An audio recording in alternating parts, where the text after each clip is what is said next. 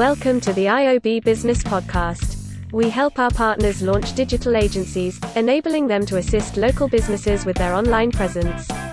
Hi everyone, welcome to this episode of the iOB Business Podcast. Today we will discuss the experience of the web versus the app. Let's get to it.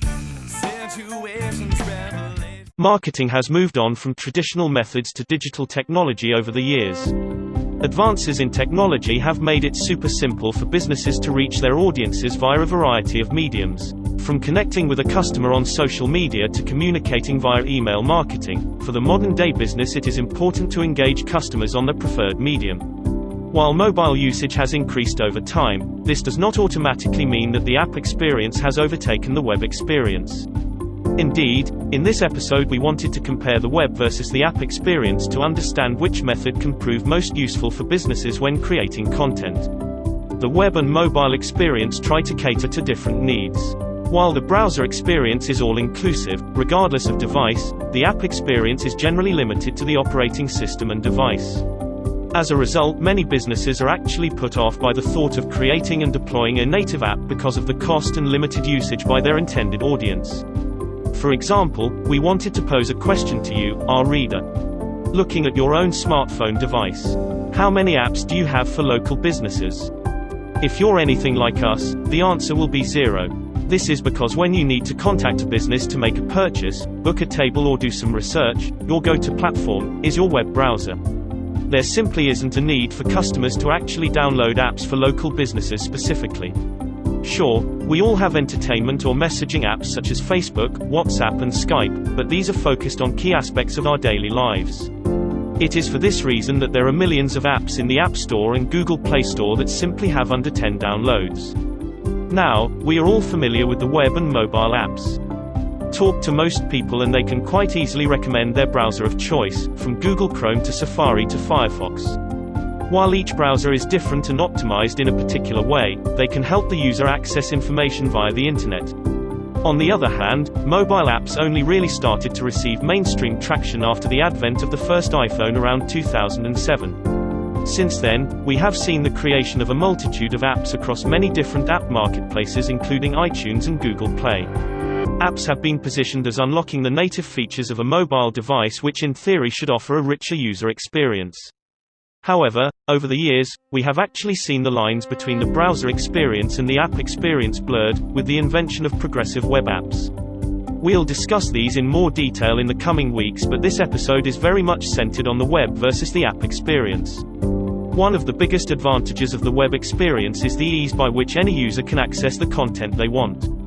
Simply open up a browser and off you go. This is why businesses recognize the need to have a web presence and spend time creating their websites, or as we like to say, their digital footprint.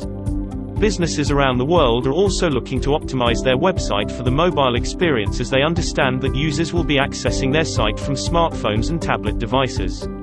Any content that can be accessed through a browser should always be preferred by a business because it provides a frictionless way for the customer to consume that piece of information. Websites, emails, videos and social media are all examples of content that are best consumed using a web browser rather than a dedicated mobile app. As we have discussed in this episode, a mobile app is a lot more restrictive and limited in comparison to a web browsing experience. For example, in order for the content within a mobile app to serve any value to the recipient, it first needs to be downloaded. However, even before we consider a customer downloading an app, the app first needs to make it onto the App Store or Google Play Store. With Apple having very specific approval guidelines and rejecting apps created by template platforms, it's now harder than ever for businesses to have their own apps created. A business could opt for a custom-developed app that is coded for their business, but the price of this generally starts at £10,000 for very basic functionality. Even with apps that do make it onto the App Store or Google Play Store, there are many barriers before a user can actually use the app. For example, an app first needs to be found and then downloaded. Next, it needs to be launched and the app permissions accepted. Only then can the app finally be navigated. At each stage of this process, customers decide to exit and therefore a business is left with a very small audience, which makes the economical benefits negligible for the business. There have been success stories for both the web and app experiences. For example, Google Chrome is by far the most popular web browser in the world. In contrast, the most downloaded app for the last decade was Facebook, which again plays into the notion of a communication and social experience. In our opinion, the web experience should always be the first point of call for any business because it has so many advantages over other types of platforms, especially mobile apps. The accessibility by all, the speed at which information can be consumed makes the browser the default experience for almost all users.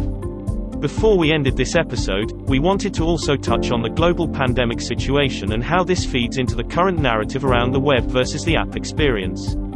Although mobile apps have received some mainstream coverage in the last few weeks, most notably the UK government's Track and Trace app, this is another example of an app that will only be useful once it has achieved widespread adoption. For any app to be truly successful, whether it is health-related or business-related, it needs to have a large install base. Unfortunately, aside from vital apps that we all enjoy using that fulfill a key need, most apps largely gather dust in the marketplace.